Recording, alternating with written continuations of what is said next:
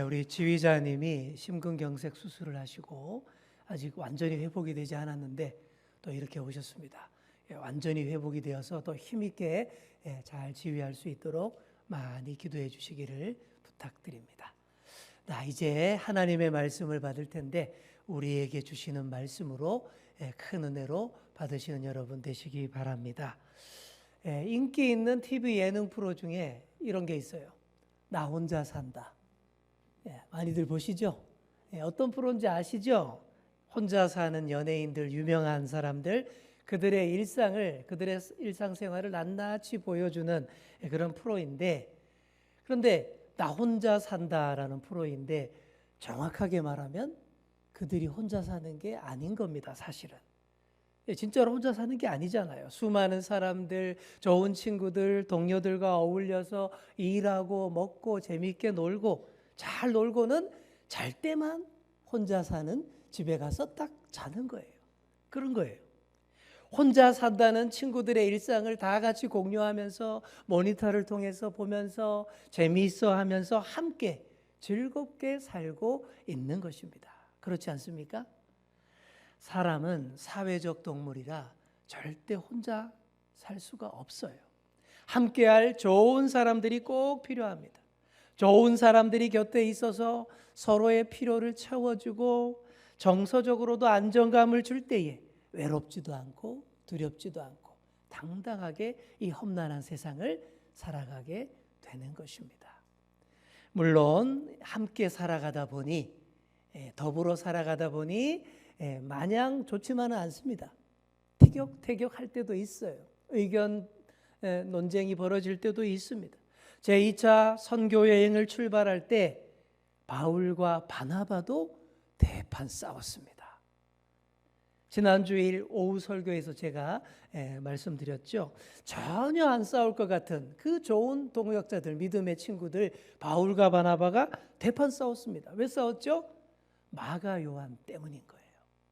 1차 선교 여행 때 같이 수행해서 따라갔던 마가 요한이 초반에 이 선교가 너무 힘들고 어렵다고 포기하고 혼자 집으로 먼저 돌아가 버렸죠. 그 마가를 이번 2차 선교 여행에도 데리고 가느냐 마느냐, 바로 이 문제로 싸우게 된 것입니다. 바나바는 이 마가가 자기 조카니까 끝까지 챙겨서 데려가고 잘 가르치고 다독여야 된다, 이런 주장이었고, 바울은 그런 나약한 친구를 이 어려운 선교 여행에 데려갈 수 없다, 이 주장이었어요. 이 두 주장이 부딪혀서 대판 싸웠습니다. 서로 끝까지 양보를 안 하니까 어떻게 돼요? 안 되겠다, 우리 헤어지자, 이렇게 된 겁니다. 결별을 하고 바나바는 마가와 함께 이쪽으로 가고 바울은 실라를 택해서 이쪽으로 출발했습니다. 결과적으로는 합력하여 선을 이루게 된 거예요. 왜 그렇습니까? 1차 선교 여행 때는 한 팀으로 움직였잖아요. 한 곳으로 제한적으로 움직였는데 이번에는 두 팀이 돼가지고 더 광범위한 지역으로 더 많이 선교하게 되지 않았습니까? 결국 이런 게 합력하여 선을 이루게 하시는 하나님의 섭리이신 것입니다. 자, 바울이 실라와 함께 더베와 루스드라라는 곳으로 갔습니다. 더베와 루스드라가 어떤 곳이죠? 1차 선교 여행 때에 안전뱅이를 일으켰다가 신으로 숭배받을 뻔했던 곳이죠. 그랬다가 곧 돌에 맞아서 완전히 죽었다가 살아난 지역입니다. 여러분, 이런 아픈 기억이 있는 곳이면 다시 가고 싶겠습니까? 여러분 같으면 가겠어요? 절대 안 가죠. 그쪽으로 쳐다보지도 않았을 거예요. 그런데 바울은 그 지역으로 다시 갑니다. 지난번 돌에 맞아가며 어렵고 힘들게 뿌린 복음의 씨앗이 얼마나 잘 자라고 있는지, 그 열매가 얼마나 생겼는지 확인하고 싶은 마음, 이게 전도자의 마음인 거예요. 정말 그곳에 가봤더니 어떻습니까? 많은 열매를 보게 됩니다. 특히 제대로 알차게 잘 연근 열매를 거두게 되었으니 바로 디모데라는 청년입니다. 지난번에는 앳된 소년의 티를 아직 벗지 못한 그 디모데가 이번에 갔더니 듬직한 청년이 되어 있는 거예요. 이 디모데에 대해서 먼저 우리가 알아보겠습니다. 이 디모데라는 이름은 전형적인 헬라식 그리스식 이름이에요. 여러분 요즘 잘 나가는 젊은 헐리우드 남자 배우 중에 티모시 살라메라는 사람이 있어요. 우리 젊은 분들은 아시죠? 이 영어 이름 티모시가 바로 디모데인 거예요. 이 디모데의 어머니는 유대인인데 1절에 보시면 1절을 보십시오. 유대 여자라는 말 앞에 뭐가 붙어 있어요? 믿는 이라는 말이 붙어 있습니다. 이게 중요하죠. 디모데의 어머니는 믿는 유대 여자였다라는 거예요. 유대인은 날 때부터 다 자동적으로 유대교인으로 태어납니다.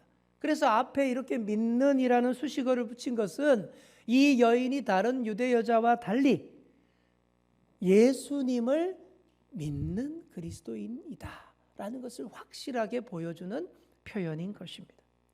이렇게 믿는 이라는 수식어가 정말 아름다운 수식어가 되는 경우가 있어요. 여러분, 우리를 가리켜서 흔히 뭐라 그래요? 어떤 사람? 믿는 사람이라고 하지 않습니까? 우리의 이름 앞에 이 믿는 이라는 수식어가 절대 떨어지지 말고 잘 붙어 있어야 합니다.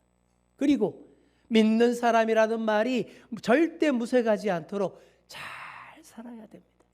그래서 믿는 사람이 왜 저래? 이런 말 들으면 안 되죠. 역시 믿는 사람이 달라. 이런 말을 들어야 된다라는 것이죠. 디모데의 어머니가 그런 믿는 여인이었습니다. 이 믿는 유대 여인이 이방인 헬라 남자와 결혼해서 낳은 아들이 디모데예요. 그러니까 아버지는 헬라인, 어머니는 유대인. 한마디로 다문화 가정에서 태어난 디모데입니다. 이런 디모데를 바울이 유심히 살펴보더니 선교 여행에 동참을 시킵니다. 바울이 너무 좋아해서 자기 곁에 딱 두게 합니다. 그때 디모데의 나이가 대략 18살 정도로 추정을 합니다. 요즘으로 치면 청소년에 불과하지만 당시에서는 어엿한 그런 젊은 청년이었죠. 이때부터 디모데가 평생 바울의 동역자가 됩니다. 여러분, 한 번 해병은 영원한 해병이라고 그러죠. 똑같은 말이에요. 한 번 제자는 영원한 제자, 한 번 동역자는 영원한 동역자. 디모데가 그렇게 됩니다. 바울이 기록한 거의 모든 서신서에 디모데의 이름이 다 나와요. 디모데전서와 디모데후서는 아예 사도 바울이 디모데에게 보낸 그런 편지의 서신입니다. 바울은 자신의 편지 속에서 디모데를 어떻게 부릅니까? 믿음으로 낳은 아들, 이렇게 불러요. 아들이라 불러요. 생전에 바울에게 수많은 제자들이 있었고 좋은 동역자들이 너무나 많았지만 아들이라고 부른 사람은 디모데가 유일했다. 그만큼 바울이 디모데를 사랑하고 아꼈다라는 그런 말씀입니다. 디모데는 정말 좋은 믿음의 사람이었습니다.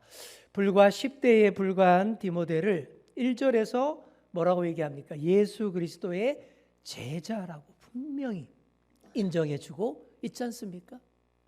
지난번 바울이 루스드라에 왔을 때 돌에 맞아서 완전히 죽을 뻔한 것을 디모데도 분명히 봤을 텐데도 그런 걸 다 보고서도 예수 그리스도의 제자로 확고히 섰다라는 것, 이게 보통 얘기가 아니에요. 다 알고 있다라는 얘기입니다. 꽃길만 바라지 않고 좁은 문, 좁은 길로 가기를 결단한 이런 사람이 진짜 예수 그리스도의 제자인 거예요.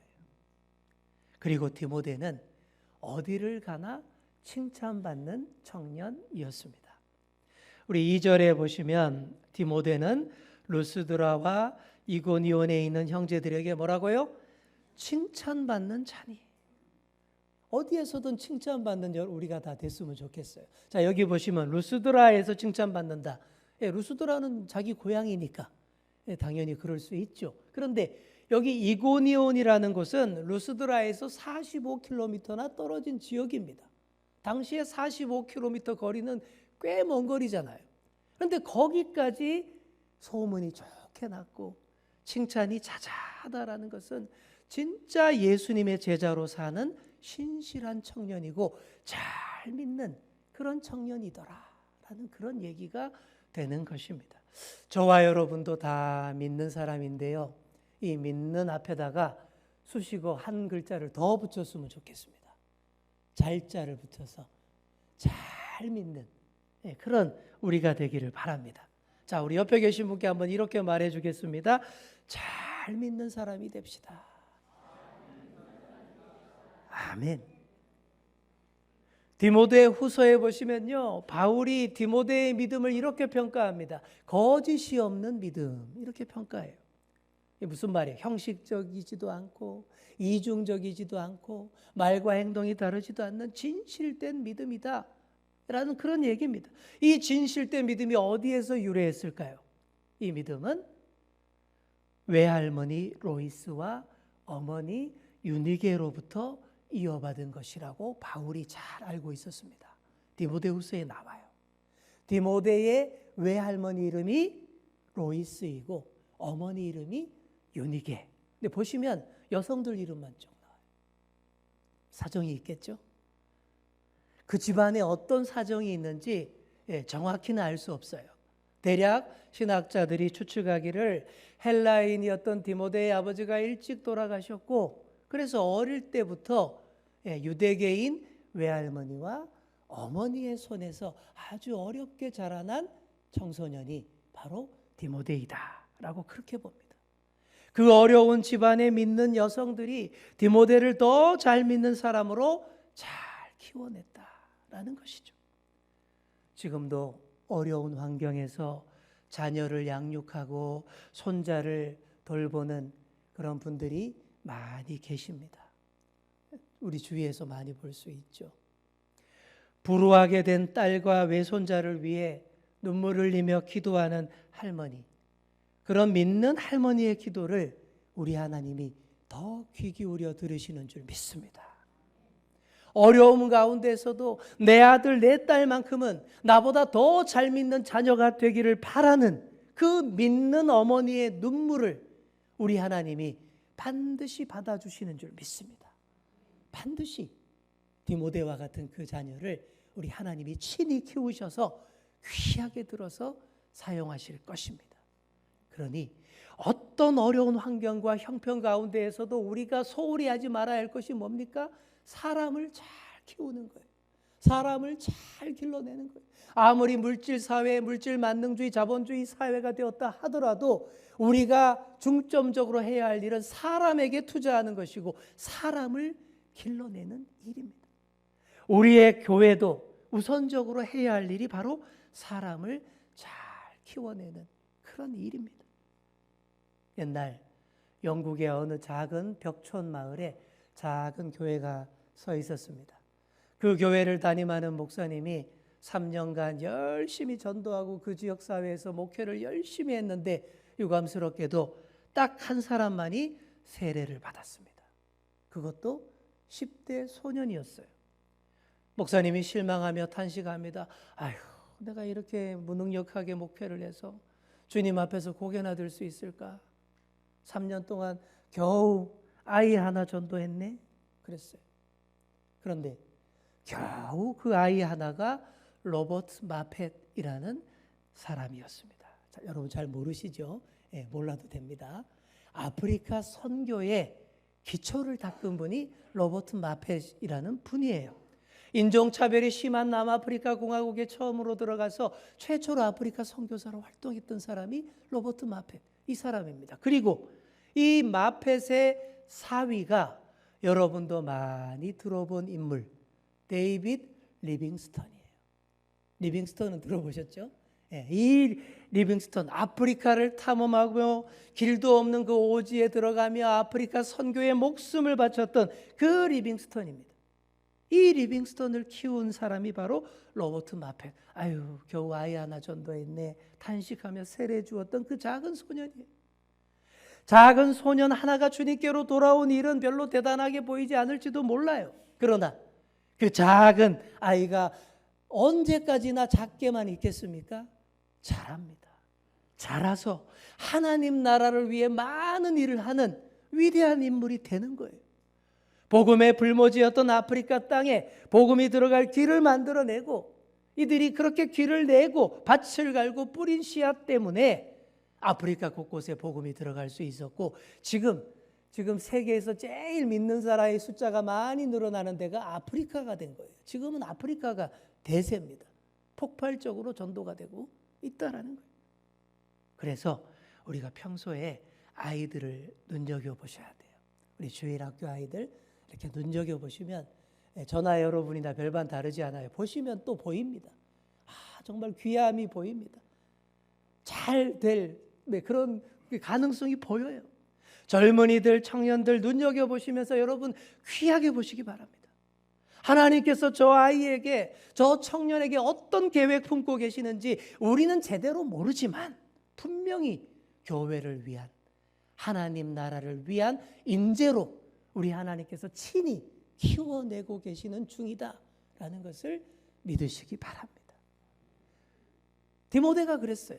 그렇게 하나님께서 외할머니와 어머니를 통해 잘 키우고 준비한 사람이 디모데였어요. 그리고 이 디모데를 바울 곁에 딱 붙여주셨습니다. 바울 곁에 붙여주시려고 하나님이 디모데를 키워내신 거예요. 바울에게 얼마나 큰 힘이 되었는지 모릅니다. 얼마 전 바나바와 대판 싸우고 마음도 안 좋고 여러 가지로 힘들어하던 바울에게 훌륭한 믿음의 동역자, 좋은 사람을 하나님이 붙여주셨습니다. 우리가 육체노동 건설 현장에서 일을 할 때 숙련된 이 목수 곁에서 보조로 도와주는 사람을 뭐라고 하죠? 네, 요즘은 뭐 일본식 표현이라고 그렇게 잘 안 부르는데 옛날 제가 목수들 따라다니면서 보조했더니 저보고 데모도라고 하더라고요. 데모도, 디모도 혹은 데모도, 일본식 표현입니다. 그런데 디모데랑 비슷하죠. 데모도, 디모도, 디모데. 정말 그랬어요. 바울 곁에서 잘 돕는 훌륭한 보조 선교사, 조력자가 되어서 보조를 잘했다라는 거예요. 우리의 곁에 이런 디모데가 있어야 합니다. 그리고 내가 다른 사람의 디모데가 되어 주어야 합니다. 그래서 전도도 혼자 하지 마시고 듀오로 둘씩 짝을 지어서 하라고 그러는 거예요. 바울 곁에는 항상 누가 있었어요? 바나바가 있든지 실라가 있든지 디모데가 있든지 그랬습니다. 그렇게 힘이 되어주고 혼자가 아니라는 자신감으로 담대히 복음을 잘 전했던 것입니다. 여러분 모두 다른 사람의 좋은 디모데가 되어주시기를 바랍니다. 서로가 서로에게 디모데가 되어줄 때 더 힘이 되고 더 힘이 나고 복음 전도와 하나님 나라 일에 날개를 달게 됩니다. 자, 우리 옆에 계신 분께 한번 이렇게 말해 주겠습니다. 좋은 디모데가 되어 줍시다. 아멘. 그렇게 바울과 실라와 디모데, 이제 3명이 됐죠. 이 셋이서 여러 성으로 다니며 전도를 열심히 합니다. 두루 다니면서 지난번 예루살렘 총회에서 결의한 사항대로 전도에 대한 지침대로 열심히 가르치며 다녔더니 어떻게 됩니까? 여러 교회가 믿음이 더욱 굳건해집니다. 믿는 자의 수가 또 더하여집니다. 여러분 사도행전 읽어보시면 이 말이 굉장히 많아요. 믿는 자의 수요가 더하여지더라. 또 더하여지고 오늘도 또 더하여지더라. 신이 나서 여러 곳을 다니면서 열심히 전도하는데 하나님이 또 다른 좋은 사람을 붙여주셨습니다. 누구일까요? 우리 10절에 힌트가 나옵니다. 자, 10절 한번 화면에 띄워주시죠. 여기 10절에 보시면 그동안 안 나오던 주어가 새롭게 등장합니다. 여기 10절의 주어가 뭐예요? 우리가 주어잖아요. 우리. 여기 우리가 뭘 말하는 걸까요? 이때부터 우리라는 주어가 계속 나옵니다. 자, 우리라는 주어는 내가 포함된 다수를 말할 때 우리라고 하는 거예요. 자, 왜 이렇게 됐을까요? 그러면 여러분 사도행전을 누가 썼어요? 누가, 바울이 아니라 누가가 썼습니다. 의사 누가. 그러니까 누가가 이때부터 바울 선교팀에 함께 합류했다라는 거예요. 그래서 여기 나오는 우리는 바울과 실라와 디모데와 사도행전을 기록한 의사 누가를 가리키는 주어입니다. 이제부터는 이 4명이 같이 움직이는 거예요. 사도행전 15장까지는 누가가 여기저기서 전해 들은 얘기를 편집해서 기록을 한 거예요. 그런데 여기 누가복음 16장 10절부터는 누가가 직접 보고 들은 것들을 다 적은 것입니다. 그럼 어떻게 될까요? 여기서부터 더 구체적이고 더 생생한 장면이 많이 나오게 된 것입니다. 이렇게 하나님께서 실라와 디모데에 이어서 누가를 또 붙여주셨어요. 함께 다니며 바울의 건강을 꼼꼼히 체크하도록 누가의 직업이 뭐라고요? 의사 누가를 다 주치의로, 바울의 주치의로 붙여주신 거예요. 그리고 이 의사라는 직업이 얼마나 꼼꼼합니까? 이 꼼꼼한 누가가 기록을 꼼꼼하게 잘해서 사도행전이 더 권위 있는 성경이 되게 했다라는 것입니다. 이뿐이 아니에요. 자, 그 다음 11절 12절 쭉 넘어가면 빌립보에 갔더니 거기서도 하나님이 또 한 사람을 붙여주십니다. 누구죠? 이번엔 여자입니다. 루디아예요. 여러분들 많이 잘 아시는 루디아. 바울 일행이 빌립보에 들어가서 안식일을 맞았습니다. 안식일에 기도할 곳을 찾는데 마땅치 않아서 강가로 나갔어요. 강가로 나가봤더니 거기 여러 여성들이 있는데 그들에게 복음을 전하기 시작했습니다. 그랬더니 그 중에 한 여성이 마음의 문을 활짝 열고 복음을 받아들이는 거예요. 그 여인이 바로 자주색 옷감 장수 루디아, 여성 사업가 루디아였던 것입니다. 여러분, 당시에 이 자주색 옷감이라는 건요, 아무나 입는 옷이 아니에요. 왕족, 귀족, 진짜 부자만 입을 수 있는 옷이 자주색. 왜냐하면 자주색 색깔을 내기가 진짜 어려웠거든요. 그런 비싼 옷감을 다루는 여성 사업가이니까 이 루디아가 꽤 크게 사업을 했고 큰 부자였을 겁니다. 이 루디아가 복음을 받아들입니다. 그때부터 루디아도 바울의 평생 동역자가 됩니다. 꽤 잘 나가는 여성, 한 집안의 주인인 루디아가 얼마나 만만치 않은 여성이었겠습니까? 그런데 예수님을 믿게 되자 자기 집을 제공해요. 남자 선교사 4명을 모셔서 마음껏 머물고 숙식하고 선교를 할 수 있도록 장소를 선교센터로 제공을 합니다. 이렇게 해서 이 루디아의 집에서 빌립보 교회가 시작이 된 겁니다. 여러분, 얼마나 좋아요. 계속 좋은 사람 붙여주시고 더 힘을 얻게 하시고 더 많은 사역을 감당케 하시잖아요. 이렇게 좋은 사람을 계속 붙여주시는 분이 누굴까요? 더 좋으신 분, 성령님이십니다. 성령님께서 우리와 함께하는 걸음을 날마다 인도하시는 줄 믿습니다. 우리 옆에 계신 분께 한번 이렇게 말해주겠습니다. 더 좋으신 성령님과 함께합시다. 아멘. 더 좋으신 성령님께서 바울 일행의 선교 여정까지 확실하게 인도해 주셨습니다. 원래 바울 선교팀의 계획은 이 아시아 북부 지방, 지금의 튀르키예 내륙으로 선교하려는 것이 그게 계획이었는데 번번이 그 계획을 막으셨어요. 그리고는 환상을 통해 그들의 갈 길을 확실히 알려주셨습니다. 9절과 10절을 보시면 바울에게 이런 환상이 보입니다. 마게도냐 사람 한 사람이 딱 나타나더니 바울에게 손짓을 해요. 손짓하면 뭐라 그럽니까? 이렇게 말합니다. 마게도냐로 건너와서 우리를 도우라. 이 환상을 본 바울이 하나님이 마게도냐로 가서 복음 전하기를 원하시는구나. 바르게 깨닫고 알아차렸습니다. 급하게 선교지를 변경합니다. 아주 중요하고 결정적인 장면이에요. 선교 경로가 성령님의 직접적인 인도로 대폭 조정된 것입니다. 그래서 혹자는 그렇게 얘기해요. 그때 계속 아시아로 쭉쭉 갔으면 우리 한국까지 빨리 왔을 텐데, 그때 성령님이 아시아로 못 가게 막으시고 바다 건너 유럽으로 가게 해서 우리나라에 복음이 오는데 이렇게 오래 걸렸다. 그런 말씀도 하긴 하지만 하나님의 섭리를 누가 막을 수 있겠습니까? 그래서 유럽으로 가게 된 거예요. 내일 새벽에 특별 새벽 기도 시간에 다시 한번 이 부분을 더 깊이 묵상하도록 하겠습니다. 자, 표면적으로는 바울이 선교 여정을 다 계획하고 바울 자기 가고 싶은 대로 다 가는 것 같이 보이죠? 하지만 아닙니다. 실제로는 우리 하나님께서 다 인도하시고 이끄시는 것입니다. 그래서 이것을 하나님의 선교라고 하는 거예요. 이거를 전문 용어로 미시오 데이라고 합니다. 하나님의 선교라는 뜻이에요. 인간이 하는 것 같지만 실제로는 하나님이 이끄시는 선교다, 이런 뜻입니다.